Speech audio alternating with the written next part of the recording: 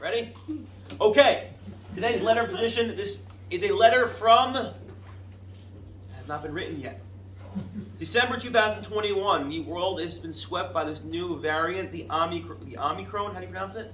Omicron variant. And one of the things that the hospitals are dealing with is monoclonal antibody treatment. Something which at this point has been approved and there is not enough of. Why there's a shortage, I can leave it to everyone when the cameras are off to discuss and argue about. But there is a shortage. And the hospitals need to come up with a protocol about who gets it and who doesn't. Essentially, some sort of triage. And they're faced with the following ethical dilemma, which was brought to Rabbi Dr. Aaron Glatt, who's on the ethical board of his hospital, who brought it to Rabbi Shai Schechter, who then brought it to his father, Rav Herschel Schechter, and to his other Rebbe, Rav Usher Weiss. And the question is as follows. How do you prioritize who gets this treatment? There's not enough of it to go around. The hospital said, therefore, we should give it to those who need it most, which essentially is saying we're giving it to the unvaccinated, thereby rewarding their decision not to get vaccinated and essentially punishing those who did get vaccinated, saying, oh, because you got vaccinated, now you're not eligible to get treatment should you need some. That is the dilemma. Do we say to those who didn't get vaccinated, we're sorry, there's not enough for you, you're not as in dire straits, and therefore we're going to give it to the unvaccinated. Lest you think this is just a local dilemma, it has far more wide-reaching consequences. Rabbi Shai Schechter, who I got a lot of this from, because he said over again, nothing's written down yet. This has all been orally. Rabbi Shai Schechter said he's been talking to his father and Rav Usher every single day last week about this issue. He said, where do you draw the line in general? Anytime in medicine, you have someone who smokes. You say to them, "Sorry, we're not going to treat you. You put yourself in this predicament." That would be ludicrous. There's something that makes sense about it in a almost twisted way, but many people we're all guilty of suboptimal choices. Where do you draw that line? And where do you draw the line here? That's part one. Part two is a very similar question as follows. Rav Usher Weiss was asked about 5 years ago. So the way insurance works, and you probably can know better than me, insurance has to decide what they're going to cover and what they're not going to cover. And that's actually chosen by a federal body, a commission that's appointed by the federal government that says, these are the things that are important, these are less important, and you essentially now can work with that to decide how much you're going to cover. In Israel, there was a man appointed about 5 years ago, and his job, I guess was the head of the committee or part of the committee, was to be the decider on this commission to decide what insurance is going to cover and how much they should cover. So he went to Rav Usher Weiss and goes, okay, so how do I decide? How do I decide? So Rav Usher Weiss turned to Shai Schechter, said to him, so, Rav Shai, what do you think? And Rav Shai said to him, well, they asked you the question. They didn't ask me. So Rav Usher said, well, let's think about it for a minute. Like on the one hand, pikuach nefesh seems the most important value, saving the Jewish life. So just tell them to there's only a limited amount of money, a limited amount of resources, put everything into pikuach nefesh. So what are you going to tell someone who needs a hearing aid? Sorry, that's a convenience. You can get by not hearing anything, pay for it yourself. That sounds a little crazy, on the other hand, but pikuach nefesh. You're going to focus on geriatrics, you're going to focus on pediatrics. Maybe you shouldn't put any money into treatments that may end up proven not to work. And instead focus on general things that people more widely needed by the general populace. Obviously, it doesn't work. You're not going to put. Well, how do you decide? You have to invest money. We know how the pharmaceutical company business works. The reason why drug prices are so high is because it takes billions of dollars to develop these drugs, because so often they fail in clinical trials. So maybe it's just not worth it. Say we'll only focus on common ailments or common sicknesses, and say anything that's really obscure, that's only 10 people in the world or the country are going to need, it's not worth investing in. I think an interesting philosophical thing is that 90% of healthcare costs are the last year of a person's life. Which kind of makes sense. But it's a very similar question. How do you decide this? And here's the problem. If you look in the Gemara and you look in the Rishonim, no one's talking about how to balance insurance companies' decisions. It didn't exist. The first insurance company, by the way, life insurance was actually, I believe, was a priest in either Scotland or England. Okay, it's just, and I think house insurance or fire insurance might have been Ben Franklin. That's just random. You can fact check me on that one. You're not going to find anything about monoclonal treatment in the Rishonim. So what do you do? So if you want to go Google it, you go on Safari, you go on Bar Ilan, you're not going to find anything. Which is why it's so important to have a connection or to ask someone who's a Talmid Chacham, someone who has spent their life learning, because then they have the ability to sometimes read a Gemara, which you and I may have read and seen, okay, a random Gemara, nice idea, but pull out of it a core principle that can speak to what we're talking about today. I know sometimes you read a tshuva like Moshe Feinstein, and you're like, okay, they asked Moshe a question, and we'll see it over the course of this class. You ask a question, and it's kind of like, okay, fine, had I learned long enough, and I came across that Gemara, or know that piece of Shulchan Aruch, I too could have written that tshuva. Like, you didn't have to be a Moshe Feinstein to write it, you just had to be someone who sat and learned for many years. No, what brach to make on something? I don't know, because I never learned Hilchos Brachos. You ask a rabbi, because he learned Hilchos Brachos, so therefore he gives it to you. But there are other times where you ask Moshe a question, you ask a great Talmid Chacham a question, and they're not just going to quote you a Shulchan Aruch or a Gemara. They're going to find, it's not in the Shulchan Aruch or the Gemara, but rather they're going to find the core principles laid in somewhere in a text, somewhere in a Gemara, that it took someone with that caliber of learning and knowledge to pull out of it. And that's what I want to highlight today as we're going to go through these 4 Gemaras to see how they thought of the issue. I'm going to tell you, there's no conclusion yet. The question is literally a week and a half old. It takes time to develop an answer, and for all we know, there won't be a need for an answer, because I saw AstraZeneca approved a new treatment on last Friday, I believe, or they're about to get approved. And hopefully this whole Omicron is more of a scare than it is actually a danger. So maybe they won't have to come to a conclusion, but this is clearly a really far important question that has to be dealt with. We good? So the first Gemara is as follows. And the first Gemara has to be discussed anytime we're talking about the idea of Hatzalas Nefashos, saving life. And that is, what is the obligation to save someone's life? What does it mean we save someone's life, and why are we saving their life? And I'll phrase it to you this way. Is it a bin adam l'makom or bin adam l'chavero? Is it the reason that sometimes we do mitzvahs is between me and God, and sometimes it's between me and my fellow human being? Which sounds a little funny, right? You're saving someone's life, I'm saving another fellow human being. But perhaps one can make the following argument.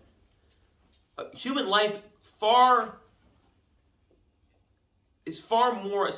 supersedes that of just, I am saving my fellow human being's life, Reuben saving Shimon's life, but rather, it's about the kedusha, the sanctity of someone's life. That God granted life, and we want to show there's a kedusha to that life, there's a sanctity to that life, and it's not up to the person to decide I don't want my life to be saved or not want to be saved. It's not about the person. It's about God giving life, and then us essentially saving that life.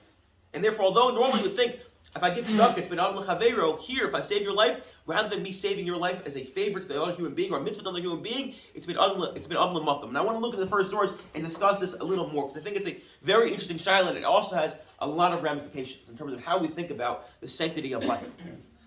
The Gemara is Gemara Sanhedrin, which again we saw on Friday night, so we'll do it a little quickly. Minayin l'roes chaver. It's Gemara Sanhedrin. A person is walking, and they pass a body of water, and someone is drowning.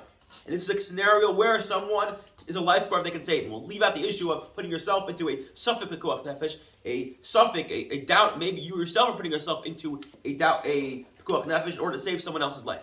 Leave that aside. You're a lifeguard. You can save someone's life. A person is drowning. How do you know? You can't just say, have a good day and go on your merry way. I'm late to work. I'm late to my business meeting. How do you know you have to save them? Where's the Torah obligation? Says the Gemara. Talmud Lomar. Lo saman al dam riachla. Do not stand on your brother's blood. Lo saman al dam riachla. You have an obligation to save someone's life. And then Gemara says something very interesting. Mehacha nafka? Mehasam nafka. You learn from here? No, we learn from elsewhere. Where? Avedasa gufa minayin. How do we know you have to return someone's life? Tamalom hashafta lo. We're familiar with the concept of Shabbos Aveda, right? Returning a lost item. Well, says the Gemara, just like we have an obligation to return a lost item, I find your pen on the floor, I have an obligation to return it. Why is your life any different? If I have an opportunity to return your life, I have to save your life. Maybe a doctor in the room, this could be one of the mitzvahs you fulfilled many, many times. You return their life to them. Rav Asher Weiss has a long tshuva, and he says this could be the route to kiruv, doing kiruv. Just why a spiritual life, or a physical life, or a spiritual life. You're returning their life to them. And therefore, says the Gemara, we have 2 sources, seemingly, for saving a life. One is, do not stand idly by as over someone else's blood. And the other one is, Hashavas Havedo. And I think, again, perhaps... You need 2 sources. So, the Gemara says, why do you need 2 sources? The Gemara says, because had you only had the source of Hashavas Havedo, you would have thought, Hashavas Havedo is if you happen upon it. But you don't have to spend money. You don't have to spend... There's a limited amount of resources you have to expend in order to return a lost item. That's one reason, and then we're going to see 2 other reasons which are kind of wild, but worth seeing. I think what it's getting to also is perhaps this idea of ben al mechaver, ben al makom here, and that is it's a broader question, and I think a way to phrase it is as follows. Rav Zevin has a very interesting essay. Rav Zevin has an essay called Hilchos Shailok. He wants to know what would be the din if Shailok, rather than bringing his case to the court, was in Venice. No, where was the court case actually? Venice. It was in Venice, right? Rather than bring it to the Venetian court, he brought it to a bezdin. How would they paskin? This is his question. It's a very interesting topic question, and he says as follows: a pound of flesh, right? Shylock requested or demanded a pound of flesh. He says, in repayment of a loan for those who have not read Shakespeare, he says, well, 1 minute. Why do you think you are the Baal, you are the owner of your body? Your neshama inhabits your body, but it's not your body. You can't just carve out a pound of flesh and give it away. HaNeshama lach v'haguf shalach, we say. My soul is yours and my body is yours. Your body houses your soul. You're borrowing your body, he says. Your body is not yours. And he brings very interesting proofs for this. One of them, I thought was a very interesting proof, although I don't think it stands up, but it's as follows. If I were to damage someone, let's say I were to damage Reuven, so what do I pay him in return? Anyone know? Learned Baba Kama before? Pay him 5 things. What do I pay him? Nezek, tsar, ripo, shevus, uboshes. I pay for the damage, pay for the pain that incurred, I pay for the lost wages, I pay for the embarrassment, and I pay for the doctor bills. What's nezek? How do you evaluate nezek? What does the Gemara say? Say it again? Slave. Right, we say to him, I cut off your hand, we're going to evaluate you. If you were a slave, how much less someone would have to pay for you because you're a one-armed man. What's tsar? We evaluate how much you would pay in order to avoid this. Read boy your doctor bills. Boshes the embarrassment. Says Rav Zevin, what's missing from this list? It never says you're paying for the hand. You're paying for the loss of utility. You're not paying for the actual hand. And Rav Zevin says, you know why? Because it's not your body. All we have is, we don't have ownership, we have the ability to use the body. So what did I lose? I lost the utility, which I've been granted over the body, and therefore I pay only for the utility. And that's one of the proofs you bring. I thought it was an amazing proof, although I think one can argue, because ultimately, how can you value a hand? But you also can't just buy a hand. Exactly. So that's why I agree with you, Alison. I think at the end of the day, the proof doesn't stand up, but it's a long essay, and he makes many proofs. Another one proof he has is as follows. The Rambam in Hilchos Rotzeach, Perek Aleph, Halacha Daled says, someone who kills someone inadvertently has to run to the Ari Mikla, otherwise they can get killed by the Goel Hadam, right, by the Redeemer of the blood. Says the Rambam, he can't. The guy can't go to the Goel Hadam or go to Bezdin in any case and say, I'll pay for it. I'll pay it off. How do you don't have to say a kidney then with that argument? It's not yours to give. So it's interesting. Okay, well, I'm not sure. But we can we'll hold that. We'll think about that. But the Goel Hadam, you can't pay off the Goel Hadam. Why not? Says the Rambam, because the debt you owe is not to the Goel Hadam. It's to HaKadosh Baruch Hu. It's to God that you took away a life, that you killed someone. That Rav Zevin makes an argument. It's not our body. It's not our life to give away. You can't just say I don't want it, and that's one way to phrase this issue. That perhaps a nafkamina is going to be if a person says I want to live a life and I want to do something that's stupid. I want to take a risk, whether it's in this case vaccines or a much greater risk of whatever it may be. We can't say you put yourself in that predicament. Okay, suffer it.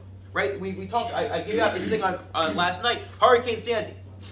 Christie said, someone who puts themselves into a sakana, they're not going to leave in a mandatory evacuation area. We're not going to come to save you. Now there are other mitigating factors because that means the rescue workers are going to put themselves in a sakana. Right, but let's assume for a minute that wasn't the case. Let's assume we can easily save them. We just said, you know what? You did it. You wanted to take that decision. That's your decision. Says perhaps Gemara's legend says his first idea of Zevin. It's not up to the person to decide they don't want to live that life. A person, therefore, perhaps can't. Again, these are all broader questions, but when it comes to denying themselves certain treatment, it's not as simple as it seems because it's not about your own. It's not your body necessarily. Yes. When does it come from? It's not your decision to have maintain dignity. So that's case by case. So that's case by case, and a lot of discussion on that. We're talking more broadly here. But that's definitely tremendous discussion in the poskim about when we say, end of life, extend life versus quality of life. Right? Obviously, you can't take a life. That's usher. That's physician-assisted suicide. It's not up to you to take that life. But that's Some Jews don't believe in hospice. Okay, no, that's it's a different issue. another time, another place. I'm gonna give two nafkaminas, other nafkaminas to this idea, and they're wild. They're wild. And we're not necessarily gonna pass like that, but that just goes interesting. Minchas Chinuch writes, if a person goes and takes his wallet and chucks it into the middle of Times Square, you do not have to go return his wallet because he was negligent. Says the Minchas Chinuch, if a person puts himself in a predicament that's negligent, you don't have to return his life, which is wild. Rav Zevin's like, that's a pretty big difference between chucking your wallet in your own life. It is the opposite. It's the opposite idea. It's the exact opposite of what you just said. It's the exact opposite. Rav Zevin goes to town. He's like, what are you talking about? First of all, even if that's true, you're ignoring the first Gemara of Lo Samad Al Damriyacha. Rav Zevin does not like this, but I'm just saying there are those who, at least in the area of Lumdas, kind of took this the total opposite way. I thought it was totally wild. The other one of Shai Shechter quoted that Shlomo Kluger says that when it comes to returning a lost item, if something's beneath your dignity, you don't have to return it. Apparently, Shechter once said if he finds a woman's bathing suit in the street, he's not going to go and knock on everyone's door saying, "Is this your bathing suit?" The woman wants her bathing suit back, but that's beneath his dignity. So it says Shlomo Kluger, if it's beneath your dignity to save someone's life, which I can't imagine a scenario where that would be, it would apply as well. Again, those are two extreme formulations, but I think the most important thing I want to pull out of here is one can make an argument that it's not about your decision to decide whether you are going to. It's not our decision to say you made a decision and therefore we're not going to treat you, because it's not your life to make that decision. All right, that's source number one that I look at. Source number two. Any other questions? Beneath your dignity has. So, Rabbi, with that statement, I understand where it's coming from in terms of if the only thing for saving the person's life was returning a lost object. Because returning a lost object, obviously, the person that owns the object has some rights to just give it up, period.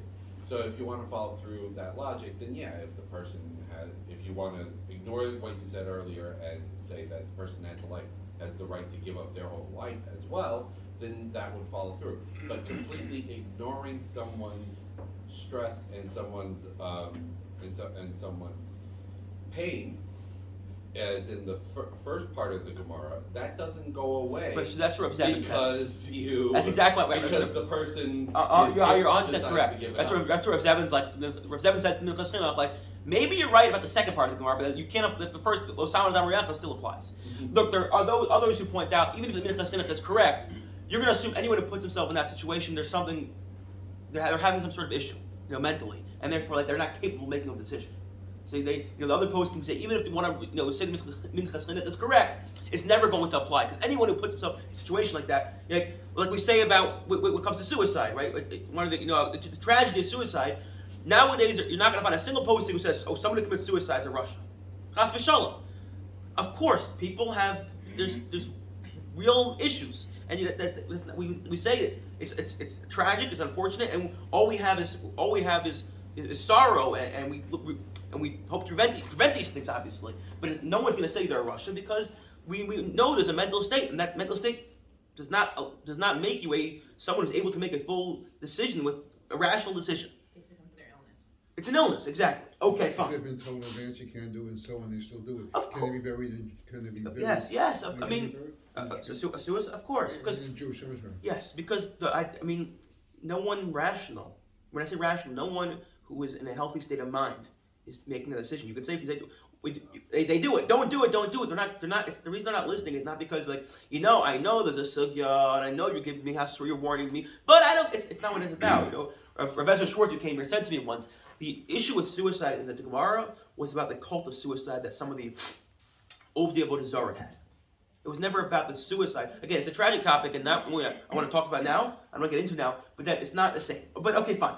So that was source one, was the Gemara talking about the importance of saving a life, and perhaps it's not necessarily even your life to give up.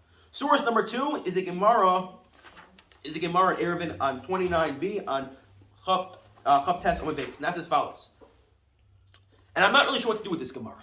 The Gemara says there are certain fruits and vegetables that cannot be eaten because there was chashash, a concern that a snake might bite into them and poison them. Comes along of Chanina. He's like, I'll eat it either way. He eats it either way. He gets very sick, and his friends say, we're going to daven for you because we need you. You're the rabbi. Implying that they had some sort of cheshbon. You know what? He made a decision. It's a bad decision. Why should we daven for him? You know, they would suffer the consequences. Except we need him, so now we're going to daven for him. So there's the Gemara. What to do with this Gemara and how to phrase it in light of the first Gemara, I'm not sure. But I think it's just worth noting that idea is discussed a little bit. That there's going to be a line somewhere where we're going to say, you want to be so reckless. Maybe it's not your life to say, just to give away, but how far are we going to go? I don't know. I really don't know what to do with Gemara. One can make an argument that there's a difference between davening for someone versus actually going to save them. I don't know. I just wanted to use this Gemara because it's, again, a talking point. Because what we're trying to do here is put ourselves in the mind of a posting.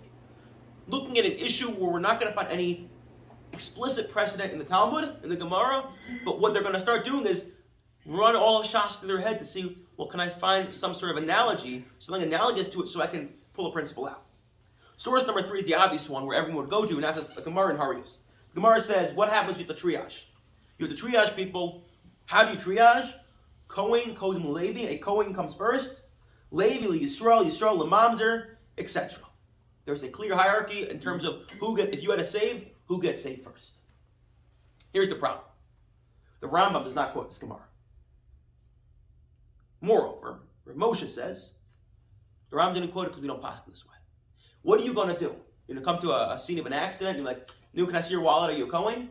Now, I was talking to one of the Rebbes in the Hasidic yeshiva next door. I told him what I was talking about. He told me that he knew someone who went to Rav Chaim Kanievsky. So he said to Rav Chaim, so in a case of triage, what do you do? He's like, well, Talmud Chacham comes first. So he says, so who's going to give him the faher? Who's going to test him to see who's the bigger Talmud Chacham? So Rav Chaim laughed.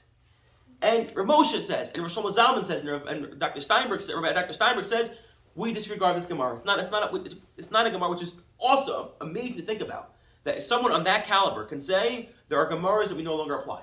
And right now, what do? First come, first serve. What happens if they come at the same time?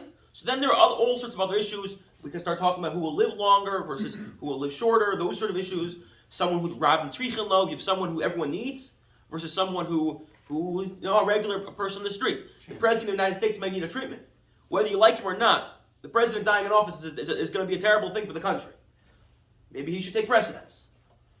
You have someone else who's, again, we want to save every life, but sometimes you have to, yes. Well, what you just said about someone you need versus someone you don't need, that would be the Gemara you just said earlier, where the rabbi did something he shouldn't, but the congregation still said we need you, so we're going to do what we can for you. Correct. The difference is that Gemara wasn't a case of triage, it was more of a case of, right. Are we going to let you live with your decision? The general principle of we need someone, therefore we will go out of our way, even though we wouldn't necessarily. Correct. But I want to. We always go out of our way to save life. It's more of we're talking about the tragic case where we have to decide. But you still say exactly. Hierarchy. Exactly. Also, does chances of survival come into play? Yes, but only. Or Moshe says survival. only when they both come to the hospital at the same time. Yeah. Yes. Of course. Rav Asher Weiss disagrees with Shtickle, but again, these are much broader issues. Yeah. If everyone's created B'Tselem Elokim, then how do you have hierarchies? How do you justify hierarchy if everyone's created B'Tselem Elokim? Because there's almost not utility, but again, take the analogy. The President of the United States, Tzelem Elokim. Maybe some will argue he wasn't, but let's Tzelem Elokim, right? Random Joe on the street, Tzelem Elokim. If the President of the United States dies in office, it could be a crisis. Even though there's a transition plan in place, there's a contingency plan in place, it's not good. There are a lot of enemies in the world, there's an economy, it would be a crisis. So, random Joe on the street dying, again, every person's a world unto himself, as Chazal say. A person dies, it's a crisis. It's a life that will never ever be alive again, that's gone. It's like the world, every person's equivalent to the world. We quoted this in a Shiur once, when the Rav talked about the Kedusha of a human being. But ultimately, a person down the street, as much of a crisis it is, it's not going to have the same reverberating effects on society. So, we all know it. You have a top doctor who knows how to do a surgery that no one else in the world can do, and you have to choose him versus someone else. Like these are decisions we don't want to have to make. They're tragic decisions, but sometimes things might come down to what you. And again, it's very hard to decide who has more utility. And we hope it doesn't have to happen. And really what you need here is a lot of knowledge, a Rav Shechter and a Rav Weiss, and a tremendous amount of Siyat D'Shmaya. You have to daven. They say during the pandemic, or during when a lot of these questions were being discussed in terms of ventilators and all that, Rav Shai Shechter was on the Zoom, and he saw his father wasn't paying attention. And he's like, so after he called his father, he's like, you're on a Zoom with Rav Willig, or Rav Weiss, Rav David Cohen, the Gol Yavitz in Brooklyn. What were you doing not paying attention? He's like, I had to make a decision, so I had to say something to him. Right? This is not just some sort of legal decision you're making. This is a part of Dvar Hashem. It's part of the halachic process, and of course you have to have Siyat D'Shmaya. Okay, and that brings to the last Gemara. The last Gemara I thought was, and this is really where you saw the godless of Rav Weiss and Rav Shechter. And two reasons. One is because 5 years ago, when Rav Shai Shechter asked Rav Weiss about the question with Tips Insurance, Rav Weiss goes, let me think. And he starts Chazri Shas in his head, and he quoted this Gemara. Last week, when Rav Shai Shechter called his father up and asked him about this question about the antibodies, Rav Shechter starts thinking and quotes the same Gemara. And I've read this Gemara more than once. And I never in a million years would have thought of this. Now, maybe because I framed it this way, you see the Gemara, maybe you'll come to it, but this is what the Gemara says. Ma'ayin shel b'nei ha'ir. You have two cities sharing one river. Very common in the ancient times. Every city in the world was built on a river except for Las Vegas. Minneapolis, St. Paul. And where? Minneapolis, St. Paul. In Minneapolis, St. Paul, they built on the snow. Why someone want to do that? What do you say? Well, built on the Mississippi River. Yeah, every city in the world is built on a waterway, especially ancient cities. That's how you travel. A city above, a city below, right? And it's not the Chicago River, which flows both ways depending on their mood. And the people above, there's only a finite amount of water. First question: what happens if the people above drink, which will end up meaning the people below won't get water and won't have water to drink? Says the Gemara, the people above, Chayim, their life comes first. Right? That's a principle we know. Next case. What if there's enough water for drinking, but not enough for both cities to give water to their animal? So the people who are first can drink and give their animals, the people below, only enough water for drinking. What happens if there's enough water for all living beings, but not enough for doing laundry? So the people above can do the laundry, the people below are not going to do the laundry. This all sounds makes a lot of sense. And essentially what it's saying,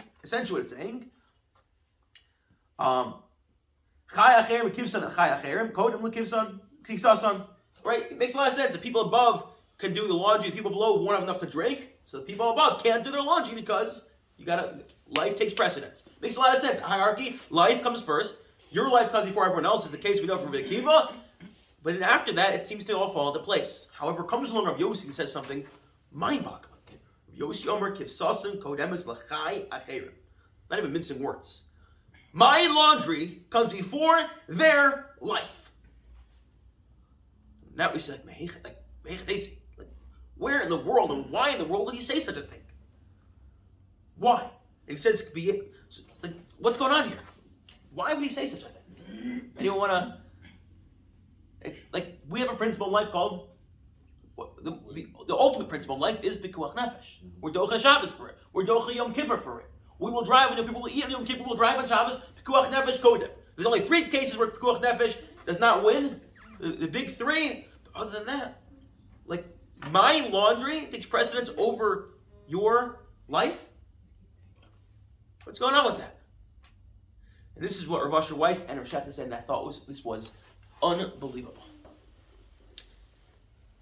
When we're looking at a person, 2 people, or any one person, pikuach nefesh is the ultimate value. We're docha Shabbos, we're docha Yom Kippur, we treif, whatever it is, pikuach nefesh. When we're focused on a societal level, how should society function? Pikuach nefesh is a vital and very important value, but it's not the only value. Because if you think about it for a minute, and go back to Rav Weiss's original question, if pikuach nefesh was the only value, we would never build a clinic for someone with a broken leg. Put all the money into an ICU. How can you build how can you treat someone's broken leg? Doctors are diverting their time from the ICU. Think about what society would look like if we only focused on pikuach nefesh. We'd only have emergency rooms. We'd only for people who are suffering from severe illness that's going to lead to death. We'd only have ICUs. Try to imagine it for a moment. Society couldn't function if it was all focused on pikuach nefesh. You could never give money to a tzedakah organization that did anything other than pikuach nefesh. But you could also, by that same token, never have more food that you need as long as somebody's starving. You could never have more food than you need, as your mother always told you, because people are starving in Africa. But it's true. Think about it for a moment. How can you ever give money to, let's say, a wonderful organization that, I don't know, provides a kala with money for her wedding, when there are going to be other people who don't have enough food to eat? Pikuach nefesh is the overriding principle. So says Rav Asher Weiss and Rav Schechter, because when it comes to on a societal level, society needs to function.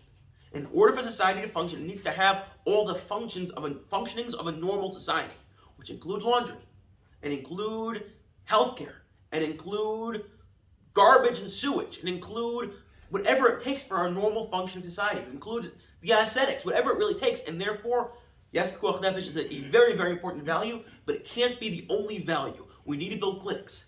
We need to build clinics for people with broken legs. We can't put all our money into the ICU. We need to be able to just create a functioning society, and doing laundry is part of living a functioning society. And therefore, yes, looking at an individual, pikuach nefesh overrides everything. But making societal policy. When I have water, how am I going to divert it?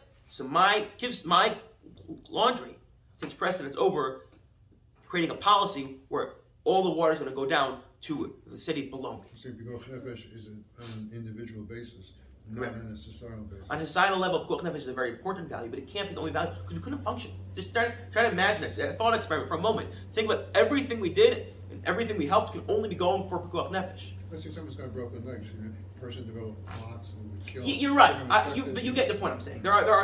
You get exactly what I'm trying to But say. what about the idea of if you have a house or a bigger house than other people, or other people don't have food? So now, are you allowed to have a house when you could be giving your money for food for people who don't have? But, I mean, you get. So I remember learning when I was learning the hierarchy of tzedakah by Rambam, that even if somebody who has like a huge house and has like a lot of assets and has like is a rich person, and suddenly they have a loss in income, and even though they're not as poor as the person on the street, they still have all these things, you still have to give them tzedakah according to what they used to live. Correct. And that's, I believe, because of just their general dignity and everything. Correct. Like they're, so like that, and just to keep the cogs moving, and just to keep life functioning Correct. as it does, as it has been. And Correct. No, that's a principle. It's a very shouldn't interesting allow principle. somebody to go into deeper poverty because there's people poorer than them. No, I think that does play into it as well. But I think it all plays into it. The basic gist is that if you do that thought experiment, society needs to function, and therefore we can't only have one principle that is telling us how to adjudicate or think about every single decision. How that answers our question about the antibodies or these issues, I don't really know. And at this point, Rav Asher Weiss and Rav Schechter didn't give an answer. But it starts giving the tools to think about, well, at what point do we say, yes, if it's all about pikuach nefesh, then someone who didn't take the vaccine or someone who did something crazy and dangerous, of course they get the treatment first. But if we start saying, well, society has to function. And if we start telling people, you're only going to get help by the doctors if you didn't listen to the doctors originally and didn't get vaccinated, or you did what you're supposed to do, so now you're going to, quote unquote, be punished. So then, what's that going to do to society? And how is society going to function? And maybe one can make an argument, although pikuach nefesh is an important value, policy-wise, it can't be the only value at play. Again, I'm not giving an answer. I don't have an answer, but I'm giving you some of the tools to think about how to think about this, and just to recognize, here's a Gemara where you could have read it many different ways, glossed over it, and it took Rav Asher Weiss and Rav Schechter that see this Gemara like, oh wait, how can this be? Something has to be on it, and have the shoulders to say it must be that this idea of pikuach nefesh, the real chiddush, is not the overriding principle when it comes to making societal decisions. Have a wonderful